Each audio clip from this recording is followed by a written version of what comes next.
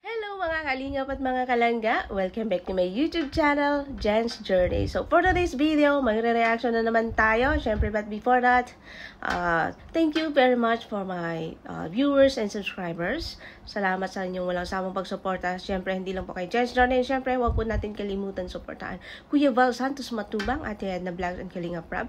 And siyempre, ang buong team Kalingap, shoutout especially Ruel of Malalag, Rachel Morales Vlog, Lordy TV, Kuya Random, Kuya Brooks, at syempre buong team Kalingap sa mga Ambassador J. Morel Vlogs, Ambassador Jose, host Kalingap Jose, Kalingap Lydia, Kalingap Tatay Papsi, Kalingap Gilbert, Kalingap Vilma, Kalingap Rose, Mara 77, and syempre Lori D. Magalpok, shoutout po sa inyo, at Kuya Kens.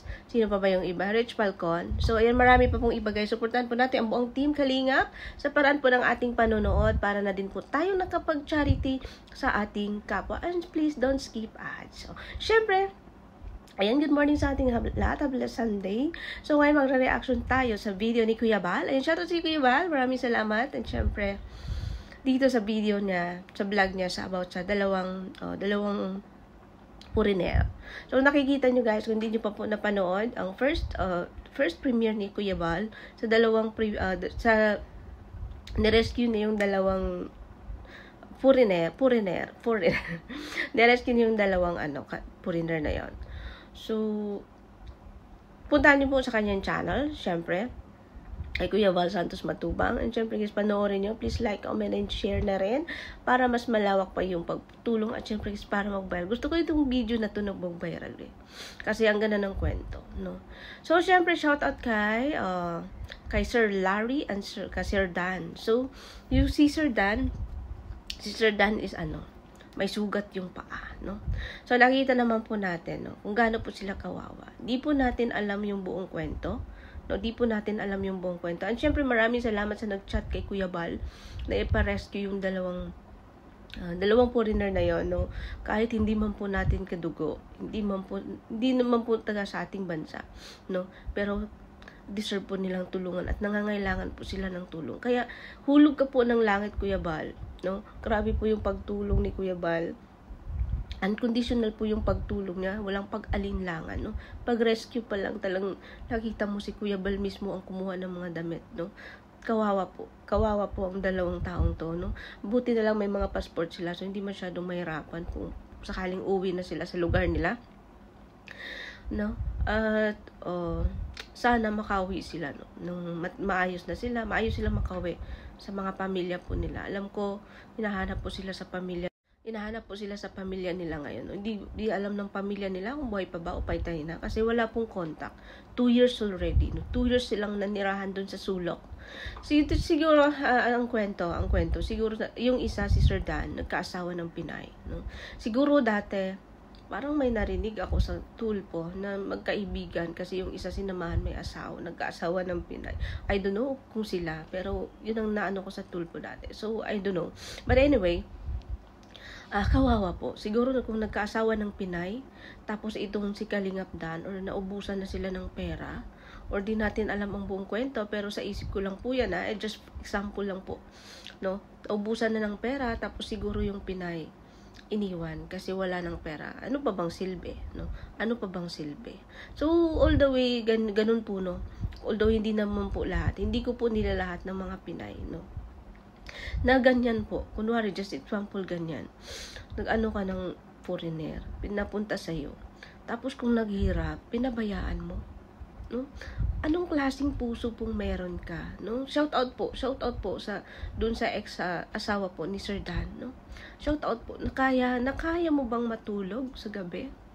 At nakaya mo bang kumain at sumubo sa bawat oras ng pagkain habang naiisip mo na yung taong minsang tumulong sa'yo at nagpaangat sa'yo na ngayon bumagsak at iniwan mo at pinabayaan mo na hindi alam kung saan uuwi, saan titira, hindi alam kung saan kakain, at hindi alam kung paano magtrabaho. Siyempre Pilipinas, wala silang alam, no? Iba yung nakagisnaan nilang kabuhayan doon sa nila, sa lugar nila, no?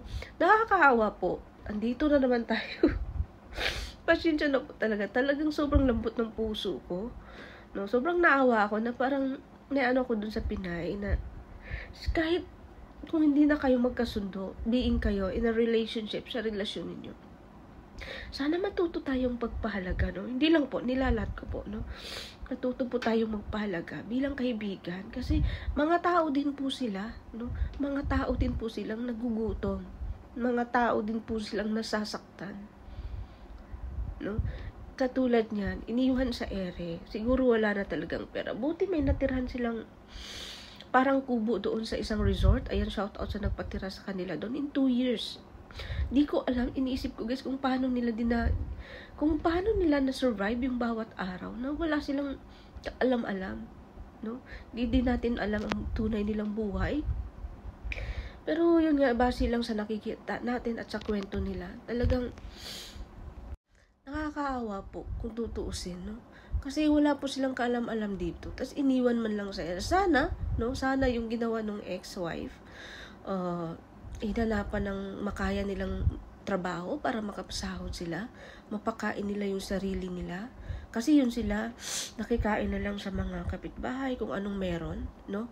Maraming salamat ka pala kay Kuya na kumukup sa kanila at siyang nagdala po kay Kuya Bal. Sobrang malaking tulong po, ikaw po yung naging anghel sa kanila po. Kasi lalo na si Larry, kung hindi, si Sir Dan, kung hindi po naagapan yung paa niya po, na nasugat, na pilay. Ngayon sinemento, ni Kuya Bal. Ayan, maraming salamat Kuya Bal at sa buong team Kalingap sa walang hanggang tulong at walang unconditional help po lagi ang ginagawa ninyo. Di po kayo nag-alinlangan kung sino man yung mga taong yan. Ang importante, matulungan nyo po, no? Sana, suportahan po natin ang Kuya Bal, no? Siyempre, ang founder ng Kalinga po. Kasi wala po tayo dito, hindi po tayo nagkakilala kung wala po si Kuya Bal, no? So, ito yung dalawang si Sir Larry at si Sir Dan, no? Sana po, no? Ayan. Kasi mga matanda na sila, guys, no? Kung sa atin senior na dapat inaalagaan, no? So, nakakawa po, doon lang talaga ako naawa sa paa niya. Nung nakita ko yung premiere ni Kuya Bal, di ko kinaya yung napasigaw siya sa sakit, no? Napasigaw siya sa sakit nung sinemento na. Nakakaawa po kung iisipin natin kung pamilya po yung natin yung nagkaganyan, yung lolo natin or papa natin. Ang sakit po, no?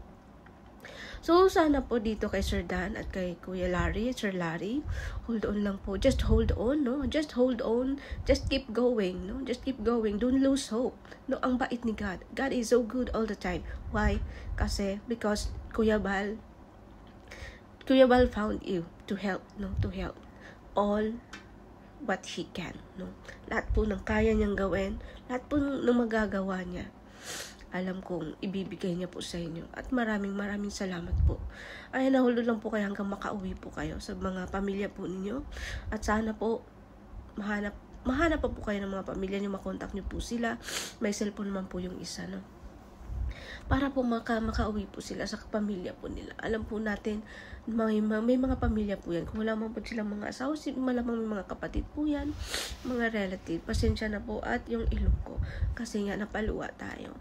Ganito talaga ako mag-reaction kasi di ko alam kung paano pero di ko talaga mapigilan, no? Di ko mapigilan yung lambot talaga yung puso ko, no?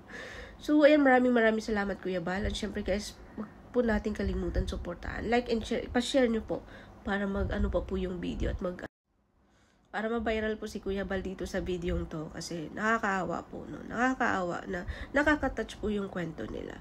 Isipin nyo yung kinuha ni Kuya Bal yung nila, mga gamit nila. Nasaksihan po natin yung mga gamit nila. Yung tinirhan, puro itik, puro ipot ng ibon. Kasi di siguro nila alam maglinis or what? Or siguro stress sila. Depress yung utak, no? Di nila alam kung paano Depressed kasi di nila alam kung paano sila mabuhay araw-araw. At malaking salamat kasi nairaot nila yung 2 taon, no? So, tapos yung doon ako natawa, dadalhin pa yung mga gamit nila. Yung mga unan, mga doon, pinaiwan na ni Kuya Bal, no? Nakakaawa po. Ang akala siguro nila, hindi sila bibigyan or walang Hindi nila inakala. Alam kong hindi nila inakala ang anumang tulong na natanggap po nila ngayon galing kay Kuya Bal sa mga sponsor po. Maraming salamat po sa inyo sa walang sawa at walang kupas yung pong pagtulong sa ating mga kapwa, sa ating kapwa at kababayan po. So, doon ako natawa, pinaiwanan ni Kuya Bal, no? Siyempre, maraming gamit si Kuya Bal. Binigyan sila ng damit at saka yung sapatos, no? Talagang nakakahawa po kasi yung isa, buti ngayon, okay na, nasemento na. So, get well na lang po. Get well, Kuya Sir Dan, at siyempre, Sir Larry. Ayan, sanay po kayo sa at pakisama dyan po kila Kuya Bal. Kung di po natin alam kung kailan kayo makauwi at saan makauwi na po kayo para makaano ninyo. Alam ko namimiss niyo yung mga pamilya niyo, yung lugar niyo para mamuhay na din kayo ng mapayapa doon po sa lugar niyo. At syempre, sorry to say, no, in behalf sa Pinay, sa ex mo, Sir Dan, na nagpaano sa'yo, pinabayaan lang kayo na siyang pinuntahan niyo dito. I'm very sorry po, no? Very sorry. So, sana po isa po tong aral, lesson learned po sa ating lahat, no? Hindi lang sa Pinay, kundi sa inyo po na mga taga-ibang bansa, mga Amerika, mga taga-ano dyan, mga foreigner dyan na mag-ano po ng Pinay. Kumbaga, doble ingat po tayo, no? Doble ingat po tayo kasi hindi po lahat, no? Hindi po lahat na kaya kayong panindigan. So, although karamihan naman po, hindi naman po ganyan, no? At syempre sa mga Pinay din, kumbaga, wag po tayong maging selfish, no? Wag po tayong maging selfish. After all, kung magkaganyan na yung sitwasyon na maghihirap na, iiwanan nyo na lang sa ere. Wag po sanang ganun, no? Wag pong tularan ng ganitong sitwasyon. Alam ko maraming Pinay na nagkakaganito ng mga ganitong situation. Talagang saludo ako sa inyo kung sa till death do us part kayo, na pinanindigan nyo yung feelings, no? Pinandiyan yung feeling nyo kung gaano nyo po kamalang isa. Saludo po ako sa inyo. At syempre, so, sa mga hindi naman nag-work, gaya nila Sir Dan, no? Hindi naman nag-work yung relationship nila, but still be thankful, no? Nandyan po si Kuya Bal. Tutulong sa inyo is just a trials, no? Trials lang po yan sa mga desisyon nyo na ginawa nyo sa buhay. Trials lang po yan, no? Kumbaga, pinili nyo yan noon. So, kasi hindi nyo naman alam kung anong kahihinatnan, no? But nobody knows, I know. So, andyan na po yan. Ayan, now, andyan po si Kuya Bal. Ang bait po ni God, no? God is so good, no? Andyan po ang isang Kuya Bal. Pinadala po sa inyo para po matulungan po kayo. So, maraming salamat po sa inyo. At syempre, magpagaling po kayo at magpakasaya lang po kayo dyan kila Kuya Bal sa Lighthouse po. Maraming salamat po Kuya Bal sa pagpatuloy at pag-aaruga sa kanila. Kahit hindi man natin sila kilala, pero andyan yung buong puso po ninyong pagtulong at walang pag-alinlangan po kay Kuya Bal, no? So, at syempre kay Ate Edna, no? Kahit Edna, nakatuwang lagi po ni Kuya Bal sa kahit anumang misyon, no? Alam mo guys, ang sarap ng makasama sa ganyan. Ako pinangarap ko magkasama sa mga ganyan, eh. Yung may mga mission, magre-rescue kayo, mag-charity. Talagang pinangarap ko yan. Pero sa ngayon, yun nga, tatapusin ko pa muna yung ano ko dito, no? So, someday, no, magagawa din yun natin yung ganyan. Talagang ang sarap tumulong, guys, kung alam nyo lang. Kahit hirap tayo. Ang sarap po tumulong sa kapwa. And syempre, maraming salamat. Syempre, kung hindi pa po kayo nakapanood sa video, sa vlog ni Kuya Bal, panoorin nyo po, no, bisitahin nyo po ang channel ni Kuya Bal, Kuya Bal Santos Matubang. And syempre, subscribe na rin. And syempre, share, no? Paki-share na rin para mag-viral si Kuya Bal. So, ayan, talagang napaluha ako, guys. Ganito po talaga ako. Yung may nag-comment nga sa akin doon sa vlog ko. Talagang napaiyak din siya dahil napaiyak ko. So, di ko talaga mapigilan, guys. Yung awa kasi, talagang lambot ng puso ko. Di ko alam kung magtatagal ako sa pagre-reaction na to. Kasi, talagang maiiyak ako. Nakakayaman, pero hindi ko talaga mapigilan. Kahit sabihin nyo pang OA ako, no. Ganito talaga ako. Kasi nararamdaman ko yung awa. Iniiyak ko yung awa. Kumbaga, kahit di ko pinipigilan ko mang umiyak or maluha. Pero hindi talaga may iwasan. Kumbaga yung tago sa puso. No, tago sa puso. So, ayan, pagpasensyahan nyo na po ako. At kung lagi po akong naluluha sa mga reaction ko. Kasi lamdam ko lang po yung mga life story po nila, no. Dinamdam ko lang po, no, para mare-reactionan ko siya ng mabuti. So, ayan, maraming salamat, syempre. Kahit pa paano, ayan, huwag po natin kalimutan, supportan Kuya Bal Santos Matubang, Ate Edna Vlogs, at Kalinga Prab, and syempre, hindi pa po nakasubscribe sa akin, please follow my journey, Jen's Journey. Please click the notification bell para lagi po kayong updated sa aking mga uploads. So have a blessed Sunday everyone. Hanggang dito na lang po yung reaction natin. Siyempre, abangan nyo po ang iba kong upload. And siyempre, may upload po ako. Panoorin nyo po at supportahan nyo po.